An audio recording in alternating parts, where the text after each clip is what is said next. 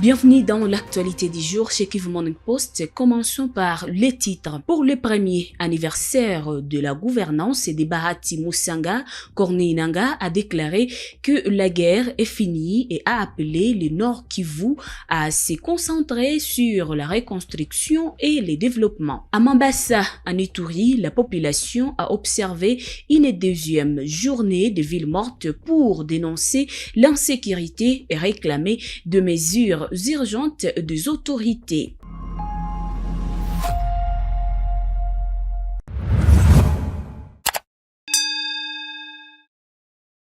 Bonjour, bienvenue dans les détails. À l'occasion du premier anniversaire du gouverneur du Nord Kivu, Corneille Nangaa, coordonnateur de l'AFC M23, son adjoint Bissimwa, le gouverneur Bahati Musanga, son adjoint Manzi et plusieurs personnalités ont parcouru appuyé les centres-villes de Goma pour visiter les chantiers d'infrastructures. À cette occasion, Corneille Nangaa a souligné l'importance de la cohésion et du développement, affirmant que la guerre est terminée et que la province doit se concentrer maintenant sur la reconstruction et les progrès suivants. Nous sommes précisément au rond-point BDG, communément connu rond-point BDG à Goma. Goma, c'est la capitale de la révolution, comme vous savez. Une année jour pour jour, depuis que les autorités provinciales ont été installées, et 2 semaines après, celles du Sud Kivu l'ont été aussi. En une année, nous poursuivons la lutte, nous poursuivons la libération, mais concomitamment, nous avons engagé le développement. Coup de chapeau à nos autorités provinciales, les 2 gouverneurs ici présents. Coup de chapeau aux autorités locales, maires, bourgmestres, administrateurs du territoire. Parce que plusieurs chantiers de développement ont été lancés dans les 2 provinces. Les travaux aussi de la voirie urbaine ont été lancés en même temps. Priorité après la lutte, c'est le développement, donc la priorité a été donnée aux infrastructures et à l'agriculture. Et quand je dis agriculture, élevage, pêche et autres. Aujourd'hui, nous sommes au rond-point BDG et où il y avait le grand collecteur des eaux qui était devenu un danger. En 6 mois de travaux, en tout cas, nous venons d'inaugurer au fait ces travaux qu'on a clôturés. Il ne reste plus que les petits travaux d'embellissage et autres, et ça se poursuit. Mais il y a lieu de retenir aussi qu'au Nord Kivu, les grands travaux ont été lancés principalement en ce qui concerne la route Goma-Walikale, en passant par Massissi Zone ou Massissi Centre. Les travaux se poursuivent, alors que sur la route Rutshuru, les mêmes travaux sont en cours. Les études sont en cours aussi pour les autres tronçons, ce qui veut dire que le développement est en marche. Quelle est la leçon à tirer? La libération est partie de l'Est, comme le soleil se lève à l'Est, cette libération va se poursuivre sur tous les territoires. De la même manière, autant la libération est en marche, les travaux de développement aussi ont commencé. Ceux qui sont à Kinshasa, les pleurnichards, nous les appelons ici à Goma, Namaïta Kalialia. Ils pensent que non, le Congo va se développer par d'autres. Ils pensent que le Congo, la sécurité du Congo dépend des États-Unis ou d'autres pays. Nous ne sommes pas des pleurnichards, nous sommes des responsables, mais en même temps, nous constituons désormais l'alternative pour le renouveau du Congo. L'armée est en pleine construction, l'ARC, et vous avez vu ses œuvres. La petite administration est en construction. La justice est en train d'être activée et les éléments fondamentaux d'un État sont en train de se constituer. révolution ebandi na est lokola moye ebimaka na est mpe ezokende na ouest. Libération ebandi kote oyo ezali contamination. Lolenge tozali kolibere mboka, lolenge mpe toza kolandisa mboka ngo na développement ba projet ya développement. Awa totie priorité na banzela, na voirie urbain, mpe na bilanga. Na bilanga totie mpe ba élevage, awa nzala eza lisusu te. Awa misala ezobana. Na yango nalingi nasenga na félicité population ya Nord Kivu mpe Sud Kivu mokili. Résilience. Mbongo na bango bakangi yango na Kinshasa na bamiyibi. Bakangi ba épargne na bango na Kinshasa na bamiyibi. Mbongo wana ndio omonaka baza kotambola Congo mboka nini mokili mobimba. Kosenga lokola ba mandian. Biso tosengaka te. Tozali ba responsable na kati ya responsabilité wana nde ezali développement na biso toza kobana. Bana Kin, bana Mbandaka, bana Mbujimai, bana Lubumbashi, bana Kisangani, bana Kin, esika bozana no ndenge bozali. Contamination ya développement toza kotindi kango, pe na kati ya mikolo mibale libération ekozala effective esika nyonso. Yango ndio moni biso toye kofanda awa. Tolobi félicitations na bakonzi na biso ya chama ya mouvement.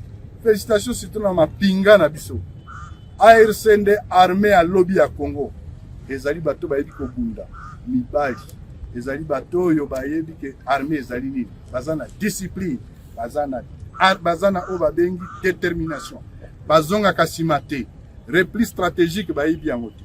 À Mambasa, dans la province de l'Ituri, les habitants ont observé une deuxième journée de ville morte pour dénoncer l'insécurité grandissante. Boutiques, marchés et écoles sont restés fermés tandis que la population appelle les autorités à agir rapidement pour protéger les citoyens. Jospin Hangui pour plus de détails. Les activités socio-économiques sont restées paralysées ce vendredi à Mambasa, marquant le deuxième jour consécutif de la ville morte pour dénoncer l'insécurité croissante dans la région. Boutiques, marchés, écoles et services sont restés fermés.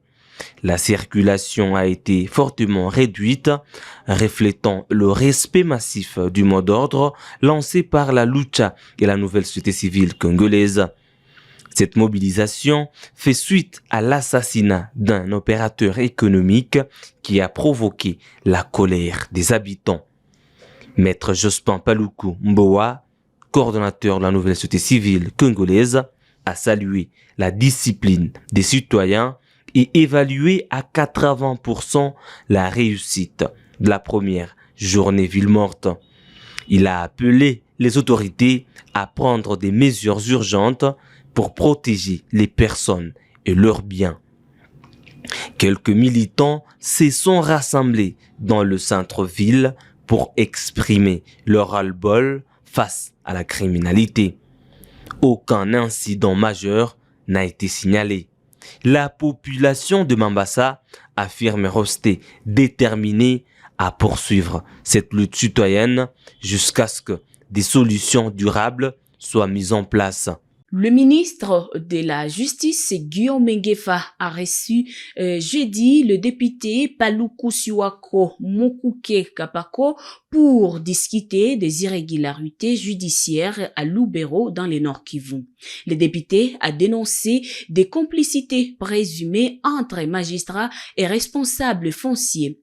Le ministre a assuré son engagement à rétablir la justice et protéger les droits des citoyens. Suivant. Je viens d'être reçu par le ministre de la Justice. Justement, on a discuté sur beaucoup de points. Parce que vous savez, moi d'abord, je voudrais peut-être me présenter. Moi, je suis député national élu du territoire de Lubero, c'est au Nord Kivu. Alors, vous savez, la justice à territoire de Lubero, j'ai réalisé pendant mes vacances parlementaires qu'il y a beaucoup de désordre. Et je devais venir dénoncer ça auprès du ministre. Et surtout même dans le cadre de lotissement de terre, parce que la justice, je me suis rendu compte que il y a une complicité entre la justice, à titre de Lubero, donc le magistrat, c'est un chef de tribunal, et les gens et les chefs des services fonciers, des affaires foncières, il tracasse la population. Je devais venir dénoncer ça, tracasse la population par des lotissements irréguliers, sans aucune procédure juridique, disons administrative plutôt. Et je me suis dit non, il faut que je parle le ministre, et il m'a bien reçu, on a discuté sur ces points, et j'ai sollicité son intervention pour que la population de Masereka, de Lubero, de Kitsumbiro, qui en souffre, qu'il puisse trouver solution à ces problèmes-là. Et il m'a bien rassuré qu'il va intervenir pour que la population puisse récupérer ses droits. Nous encourageons d'abord les efforts surtout les efforts diplomatiques du chef de l'État, et nous avons l'espoir que ça va nous donner de bons résultats. Et que, parce qu'en fait, chez nous, il y a un adage qui dit que même si il pleut dans quelle hauteur, et finalement la pluie prendra fin. Et c'est ce que nous sommes en train de dire à la population, que les chefs de l'État sont en train de se démener pour que la peur vienne chez nous. Vous savez, les gens se sont déplacés, les gens ont fui leur maison, les gens ont fui leurs chats, et maintenant les uns qui vivent dans des églises, les autres dans des maisons d'accueil, les autres dans des écoles, et ainsi de suite. Alors ils souffrent. Alors nous prions que les gens reviennent dans leurs chats, dans leurs maisons, et pour qu'ils continuent à vaquer à leurs occupations. Et donc, le message que nous disons à la population, de continuer de ne pas perdre l'espoir et continuer à avoir confiance aux efforts qui ont été faits par les chefs de l'État, et nous espérons que la paix viendra chez nous. À Kolwezi, la CNDH demande une justice exemplaire après l'agression d'une étudiante. La vice-présidente, maître Joël Mbamba-Kona, soutient la médiatisation du procès et félicite les autorités pour l'arrestation des 5 suspects. La CNDH réaffirme son engagement à protéger les droits humains en RDC. Suivant. La Commission nationale des droits de l'homme, CNDH, a appris avec indignation et consternation à travers son coordonnateur du bureau de représentation de la province du Lualaba, M. Arthur Kabulo, le cas de viol d'une jeune étudiante prénommée Déborah qui a été victime d'un acte crapuleux perpétré par 5 impétrants. Il s'agit là d'un concours de plusieurs infractions en vue de commettre un viol sur cette jeune femme, et un viol aggravé parce que ça a été filmé. Alors, toutes ces infractions sont prévues et punies par notre loi, notre législation. Et c'est pour cela que la Commission nationale des droits de l'homme, à travers ma voix, s'est levée pour dénoncer cela, pour féliciter la province du Lualaba qui a rapidement pris les choses en main, parce que nous avons appris que ces impétrants ont été arrêtés, 5 personnes sur une femme qui ont filmé, et Également, nous voulons que la justice soit administrée de la manière la plus lourde possible pour que ces personnes qui nous ont livré ce spectacle crapuleux, eh bien, si possible, que leur procès qui sera mené avec célérité telle que l'exige la loi sur les violences sexuelles, et bien que ce procès soit également diffusé. Cela pour servir de leçon et d'exemple pour que tout le monde puisse se rendre compte qu'effectivement, il n'est pas permis de violer, d'attenter à la liberté, à la dignité de qui que ce soit en République démocratique du Congo. Nous pensons que la Commission nationale des droits de l'homme qui est en train de suivre à travers son bureau de représentation dans la province du Lualaba fait efficacement son travail, et nous invitons la population à continuer à faire confiance en notre justice et aux institutions de l'État dûment habilitées. Dans la province du Congo central, la ville de Matadi connaît actuellement des travaux d'infrastructures visant à améliorer la circulation urbaine. Une boucle de contournement est en cours de construction à l'initiative du gouverneur Grace Bilolo. Reportage. Décongestionner la ville portuaire de Matadi dans le sud-ouest de la République démocratique du Congo de ces embouteillages récurrents et monstres a toujours été le leitmotiv du gouverneur Grace Bilolo. C'est dans ce cadre que le chef de l'exécutif provincial du Congo central a initié un vaste programme de réhabilitation et construction des nouvelles routes dans la ville de Matadi, chef-lieu de la province du Congo central. Après la route Bima, celle de l'ex-clinique ou encore la route Tenga-Tenga, le patron de la province, rassuré par les études préalablement effectuées, a lancé les travaux de construction des routes secondaires et raccourcis en commençant par l'avenue Jacques Bunguena, partant de PK0 en provenance du pont Maréchal pour boucler 2 zones d'afflux importants par une voirie assez capitale qui va joindre 2 bouts de la ville, Kinkanda toujours englouti dans les embouteillages et le centre-ville par Erenjin Kalankala. Une route de contournement de 3000 mètres pour développer le coin grâce à cette accessibilité rapide et facile. Une identification a été faite pour étudier comment désengorger la ville de Matadi par rapport au tronçon qui posait problème. Effectivement, un tronçon a été identifié partant de l'OEBK, Mavinga, la Tortue pour déboucher vers l'énergie. Donc c'est une route de contournement, c'est une boucle. Ça va permettre aux usagers d'emprunter cette route sans être engloutis sur les tronçons Kinkanda. Effectivement, ça va donner croisement aux véhicules, mais nous avons pris toutes les mesures pour éviter que des gros véhicules passent par là. Aujourd'hui, sur les plans sécuritaires, la population riveraine est déjà sauvée. Sur les plans social, il y a des boutiques qui vont naître ici. Je crois qu'ils n'auront plus le temps d'aller vers Kinkanda pour aller chercher la bouffe. En termes de fluidité, bientôt là, lorsque le chef va inaugurer, vous allez voir que Kinkanda sera dégagé. Nous allons tous commencer à emprunter cette route pour aller en ville. La construction de la boucle de Kinkanda, ville basse, passant par RNJ, est saluée par les bénéficiaires directs et les gouverneurs Bilolo ovationnés pour sa volonté de voir Matadi se transformer en termes d'infrastructures routières. Moi, par exemple, j'habite au Ebeka, là où, derrière l'église Chapelle des Vainqueurs. Okay? Au lieu de sortir prendre la grande route où il y a plein de remorques là-bas, j'ai circulé la route qui descend vers RTNC, je passe par Oreb, Tadi est là, parce que là je rentre au bureau en ville. Vous voyez, donc je peux même faire Kalankala directement dans moins de 10 minutes, vous êtes en ville. Coup de chapeau à notre gouverneur. En tout cas, ce qu'il est en train de faire en termes d'infrastructure, en tout cas, il n'y a pas photo. En Kalankala, 4 maisons. Les 600 mètres de voirie dont les travaux ont débuté sur l'avenue Bunguena, qui va joindre la nouvelle bâtisse de l'Assemblée provinciale, vont, en termes de la plus-value, transformer ce coin de Matadi. Les témoignages en disent mieux.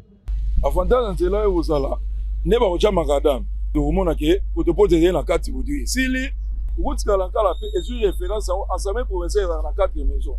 Alors maintenant, à côté du Valais, par rapport à les experts de la RDC et du Congo-Brazzaville ont travaillé 4 jours à Kinshasa pour valider l'accord bilatéral sur le régime fiscal du futur pont rail-route entre les 2 capitales. Les travaux ont été clôturés le 5 février par les DG de la CGT, point focal du projet en RDC. Le 12 février prochain, les ministres des Finances de la RDC et du Congo-Brazzaville signeront l'accord bilatéral du régime fiscal particulier qui sera appliqué dans la gestion du pont rail-route Kinshasa-Brazzaville qui sera prochainement construit. Pour rédiger cet accord, les experts des 2 pays ont travaillé intensément durant 4 jours dans les locaux de l'Agence congolaise des grands travaux à Kinshasa. Pour la République du Congo, la coordonnatrice des marchés publics à la délégation générale des grands travaux était accompagnée de 4 collègues, tous experts dans le domaine. Du côté RD congolais, des délégués des régies financières dont la DGDA, la DGRAD et la DGI ont apporté chacun des connaissances sur l'ensemble des taxes, impôts et droits liés au projet. Ces assises techniques officiellement lancées le mardi 3 février par le directeur général adjoint de la CGT, Jean-Claude Mido Mbouete, marquent le franchissement d'une nouvelle étape vers la concrétisation de ce projet stratégique. Madame Kadi Elisabeth Ndala, chef de la délégation de Brazzaville, résume. Aujourd'hui, nous avons un régime fiscal et douanier harmonisé pour ce projet. Nous avons également un accord bilatéral qui vient consacrer ce régime fiscal et douanier pour nous permettre, dans les prochains jours, de relancer la demande de proposition en ce qui concerne le projet pont-route-rail sur le fleuve Congo entre les villes de Brazzaville et de Kinshasa. L'ingénieur Nico Nzaou, directeur général de l'Agence congolaise des grands travaux, dont la structure est point focal du projet pour la RDC, clôturant ses travaux ce jeudi 5 février 2026, a salué ce pas important qui vient d'être franchi par le projet. Pour les amis et frères de Brazzaville, bon retour. Et pour ceux de Kinshasa, félicitations pour tous les travaux que vous avez fait. Cet engagement, franchement, c'est la première fois que je vois un tel engagement de plusieurs structures qui travaillent en commun accord pour arriver à aboutir un travail qu'on peut présenter aujourd'hui devant les deux chefs d'État. À noter que le projet pont-route-rail Kinshasa-Brazzaville vise à renforcer l'intégration économique entre les deux pays, stimuler les échanges commerciaux et ouvrir davantage ces deux États au reste de l'Afrique. C'est tout pour l'actualité de ce 6 février 2026 chez Kivu Morning Post. C'est votre première fois de nous suivre. N'oubliez pas de vous abonner et d'activer la cloche de notification pour être à la une des informations.